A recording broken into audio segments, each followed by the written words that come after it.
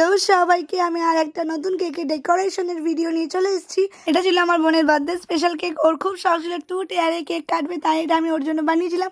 কেকটাকে সুন্দর করে ফিনিশিং দেওয়ার পর আমি সুন্দর সুন্দর রোজ বানানোর চেষ্টা করছিলাম। তো এই রোজগুলো আমি প্রথমবার ট্রাই করলাম। আশা করছি তোমাদের ভালো লাগছে আমার কাজ। তো দেখো, প্রথম রোজটা আমার খুবই সুন্দর হয়েছিল। তারপরে রোজটাও দেখো, পাপড়িগুলো পুরো প্রপারলি বোঝা যাচ্ছে। আসলে ক্রিম যত বেশি স্টিফ থাকবে রোজ তোমার তত সুন্দর হবে। তো এইভাবে আমি বেশ 4টে মতো হোয়াইট রোজ বানিয়েছিলাম আর একটা পিঙ্ক রোজ। আর তারপরে দেখো, কেকটাকে একটা সুন্দর বর্ডার দিয়ে দিয়েছিলাম। যতটা সুন্দর করা যায় কেকটা আমি ততটা সুন্দর করার চেষ্টা করেছি।